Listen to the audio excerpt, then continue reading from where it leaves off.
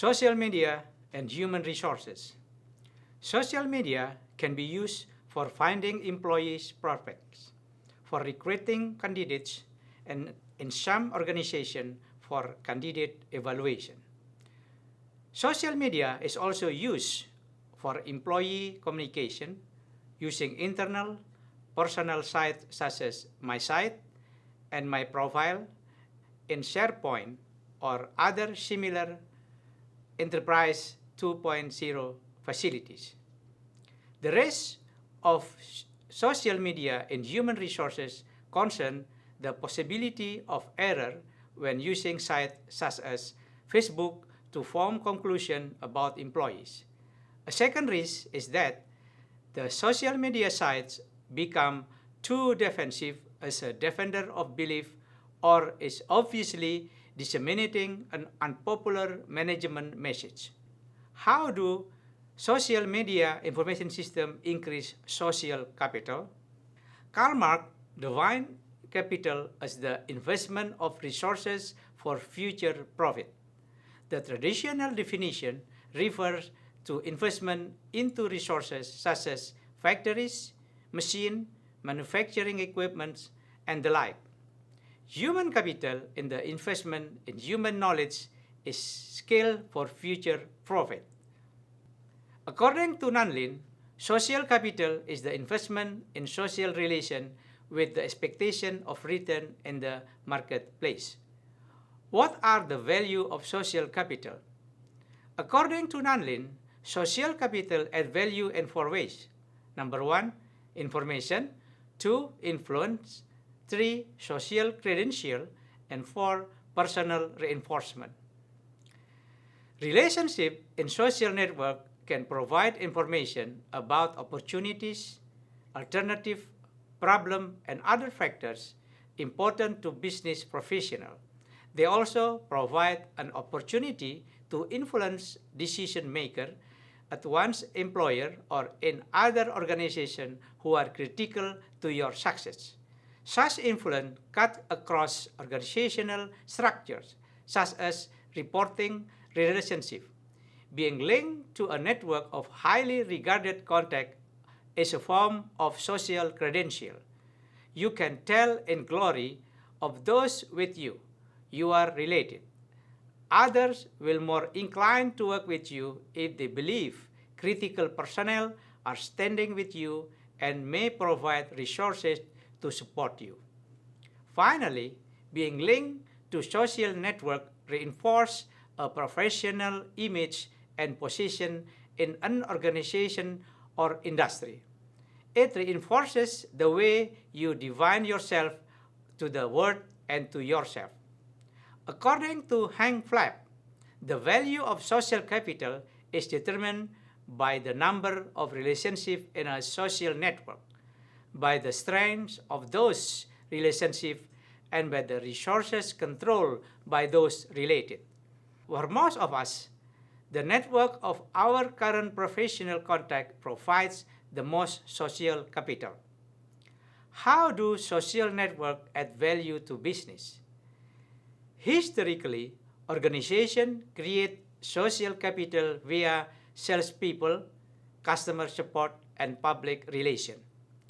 Endorsement by high-profile people are traditionally way of increasing social capital. Today, progressive organizations maintain a presence on Facebook, Twitter, and possibly other sites.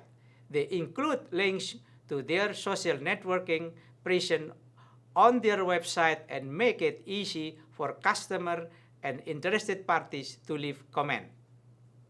To understand how social networks add value to the business, consider each of the elements of social capital: number of relationships, strength of relationship, and resources controlled by friends. Using social networks to increase the strength of relationship. To an organization, the strength of relationship is the likelihood that the entity, the person or other organization in the relationship will do something that benefit to the organization. An organization has a strong relationship with you if you buy its product, write positive review about it, post picture of you using the organization product or service, and so on. As stated earlier, social networks provide four forms of value: influence, information, social credential, and reinforcement. If an organization can induce those in its relationship to provide more of any of those factors, it has strengthened that relationship. Traditional capital depreciated. For example, machine wear out, factory get old, technology and computer become obsolete, and so forth. Does social capital also depreciate? Do relationships wear out? So far, the answer seems to be both yes and no. Clearly, there are so many favors you can ask of someone in power, and there are only so many times a company can ask you to review a product, post picture, or provide connection to your friend. At some point, relationship deteriorates due to overuse. So yes, social capital does depreciate. However, frequent interaction strengthen relationship and hence increase social capital. The more you interact with a company, the stronger your commitment and allegiance. But continued frequent interaction occur only when both parties see value continuing the relationship. Thus, at some point, the organization must do something to make it worth your while to continue to do them a favor. Continue to those with more asset. The third measure of the value of social capital is the size of the assets controlled by those in the relationship. An organization's social capital is thus a function of the social capital of those to whom it relates. For example, if your high school friend happened to have been Mark Zuckerberg, the Facebook owner, and you maintain strong relationship with him via your high school network, then the value of that relationship far exceeds any you will have at work. There is no formula for computing social capital, but the three factors would seem to be more multiplicative than additive. Or stated in other terms, the value of social capital is more in the form of social capital equal to number of relationship, time, relationship strength, time, entity, resources. This multiplication nature of social capital means that a huge network of relationship to people who have few resources may be lower than that of a smaller network with people with substantial resources. Furthermore, the resources must be relevant to the organization. For example, students with pocket change are relevant to Pizza Hut, however, they are irrelevant to a BMW dealership. What roles do social media information systems play in the hyper-social organization? Social capital is an economic perspective on social media. Another perspective is the one developed by Gosiuk and Moran in a model they call the hyper-social organization. According to this model, using social media in an old-style, organization-centric manner is ineffective. The true value of social media can only be achieved when organizations use social media to interact with customer, employee, and partner in more human, relationship-oriented way rather than sending messages that attempt to manage, influence, and control hyper-social organization, create relationship in which both parties perceive and gain value. Thus, hyper-social organization is an organization that uses social media to transform its interaction with customer, employees, and partner into mutual satisfying relationship with them and their communities. In particular, a hyper-social organization is one that has made the four transitions called pillar shown in figure 8.9. They are 1. Consumer become human. 2. Market segment become tribes. 3. Channels become network.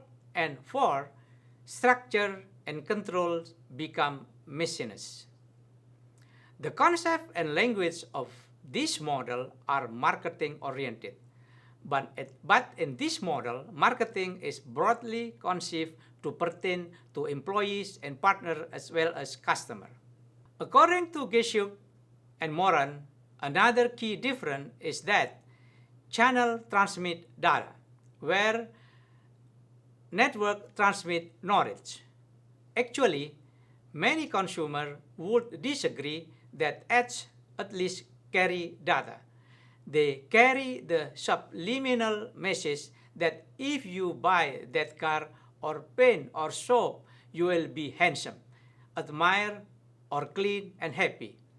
In any case, that kind of data has no power in today's network. Instead, hyper-social organizations use channels to messages value by recipient. For example, doctors and staff can use pride group to communicate new exercise technique that embody recent research on the relationship of exercise and post-operation health, or latest development in care and so forth. The final pillar of the hyper-social organization is a transition from a structured process to a dynamic one. Organization and executive no longer plan and control organizational messaging. Such messaging emerges via dynamic social media-based process. To facilitate that transition, the hyper-social organization model defines a dynamic process called with the 5 major activities shown in figure 8.10. The 5 activities are sense, engage, activate, measure, and storytell. Figure 8.11 summarizes important system for each of each activities in figure 8.10. All of these activities require involvement of personnel in the hyper-social organization. Sensing involves 2 functions. 1. Determining what the communities you care about are saying about you. 2. Identifying the structure, goals, and dynamic of communities with which you want to relate. For the first function, many organizations hire reputation management services like those provided by Reputation.com. These services can be effective because they must be staffed by human beings who comprehend, filter, and synthesize social media conversation about your organization. For the second function is to identify communities with which you wish to engage and determine their type, defender of belief or seeker of the truth, their structure, their key contribution, their goal and objective, and their willingness to engage with organizations like yours.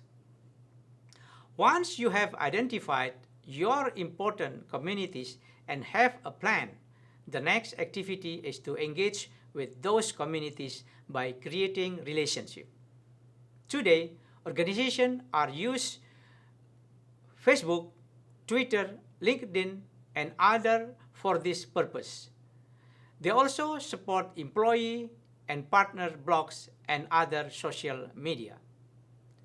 It is important that organizations engage in authentic relationship with the community and not attempt to use it as a pure advertising and sales channel. It is also important that organizations make it easy for community members to obtain sales-oriented material and to purchase when they want to. Measurement include not only the number of mentions in the target communities, but also the response to the organization's own social media presence. These measurements answer questions such as how many commenters, how many reviewers, what is the traffic rate on the organization's social media site, and how is it changing.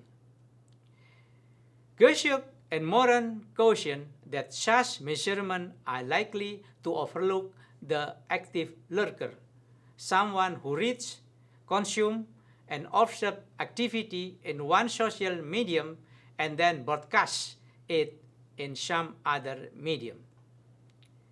Given relationship to important communities, the organization should then develop stories about their interaction with these places or interaction within these places that involve them and publish those stories back to the community.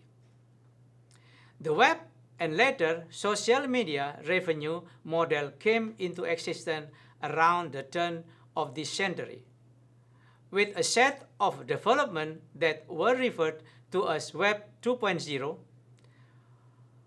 For our purposes, we can define Web 2.0 as web-delivered services and content that are paid for by advertising. Google led the way with search, later Gmail, then YouTube.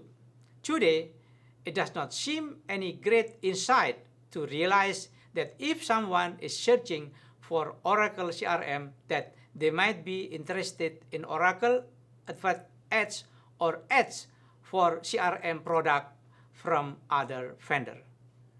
Several important characteristics lead to the success of Web 2.0. First, unlike traditional media such as newspaper, user can respond directly to the web ads by clicking on them. This characteristic is highly valued by advertisers. This led to the pay-per-click revenue model, in which advertisers display ads to potential customers for free and pay only when the customer clicks. The easiest way to gain more clicks is to have more reviewers. Two principal means were used to attract viewers: free content and free software.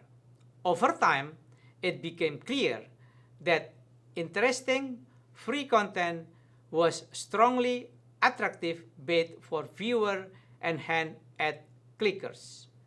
10 client browser application is the delivery of free software. Software as a service is a term that came to be used when companies such as Google offered thin client email such as Gmail for free as a service. The barrier to obtaining users was dramatically reduced by offering software that didn't need to be purchased or installed. Point your browser at it and it just worked, to quote the late Steve Jobs. Another way to grow ad revenue is to increase site value with user contribution. The term use increased value meant the more people use a site, the more value it had, and the more people would visit. If you get people to connect their tribe to a site, you will get more users. They will add more value. Existing users will return more frequently. And all things considered, the more ad clicks will be. Further, Web 2.0 encourages mashup, which occur when output of two or more websites is combined into a single user experience. Google's My Map is an excellent example. Google publishes Google Maps and provides tools for users to make custom modifications to their maps. Thus, users mesh the Google Map product with their own knowledge. Figure 8.12 illustrates how users share their experiences or photos of hiking trip or other travel. As stated, social media is the ultimate expression of use increased value. The concepts and language of this model are marketing oriented. But in this model, marketing is broadly conceived to pertain to employees and partners as well as customers. According to recent studies, consumers are skeptical of organizational messages and no longer listen. A 2009 McKinsey study found that two-thirds of purchase decision touch points involve social media-based review and recommendation outside of the realm of organizational messaging. Today, customers want informed, useful interaction that help them solve particular problem and satisfy unique needs. Customers increasingly ignore prepackaged organizational messages that tout product benefits. An example of this new style is the sales force in Apple stores that has been trained to act as customer problem-solving consultant and not as seller of product. Market segments have key traits and characteristics of tribes. As we have seen, have relationship for defending belief or seeking the truth. For example, a company with an employee moral problem would, using market segment thinking, find the categories of employees who are most discontented using the market segment of job titles. They might find the major source of discontent among customer support representatives who are working with customers frustrated by failure in a defective product. The traditional management response would be something like, "That is always a problem in customer support. Give them a bonus." If the organization were to focus on seeker of the truth community inside the organization that want the defective product fixed, it would engage engineer, part purchasing agent, and manufacturing quality assurance employees, as well as customer support. By relating to and supporting a solution by that internal tribe, the company would not only improve morale, but also solve the problem and increase internal social capital. Prior to 1980, organizational communication was highly restricted to a few channels. The United States had 3 major TV networks and no more than a half dozen major national newspapers. Customers got their news twice a day, in the morning paper and in the evening news. In that highly constrained environment, organizations could control messaging via paid advertising and public relation efforts to manipulate editor and writer. It was easy to get the customer attention because there were no alternative. The internet, website, broadcast email, cable TV, and smartphone have blown those existing channels apart. Only old people watching the evening news, and they notoriously poor consumer. With myriad communication channels available today, there is so much traffic that organizations find it nearly impossible to obtain attention in these channels. As stated earlier, social media enable people to form communities based on common interests and to obtain any of the consumer attention. Organizations must today engage the ad-click revenue models successfully emerge on PC devices where there is plenty of space for a lot of ads. However, as users move from PCs to mobile devices, particularly small screen smartphones, there is much less ad space. Does this mean a reduction in ad revenue? On the surface, yes. According to Cowen analyst Jim Friedland, in 2012, Google generated $7 from each smartphone and about $30 from each desktop. However, growth in the number of mobile devices far exceeds PC growth. In 2012 alone, the number of mobile devices worldwide is expected to grow from 509 million to 914 million. According to Ann Frisbee of InMobi, the number of mobile devices is expected to reach 10 billion in the next 5 years, which will exceed the world population. So, even though revenue per device may be lower for mobile devices than PC, the sheer number of them may swamp the difference in revenue. Furthermore, according to Peter Kafka, the average click-through rate of smartphone is 4.12%, while the same rate on PC is 2.39%. So, mobile users click ad more often and generate more revenue. However, clicks aren't the final story either, because ads takes up so much more space on mobile devices than they do on PC. Many of the mobile clicks could have been accidental. Conversion rate measures the frequency that someone who clicks on an ad makes a purchase. According to Kafka, the conversion rate is more than twice as high on PC as on smartphone, 5.2% to 2% respectively. The users are there, the interest is there, and what remains is a design problem. How best to configure the mobile experience to obtain legitimate clicks and conversion.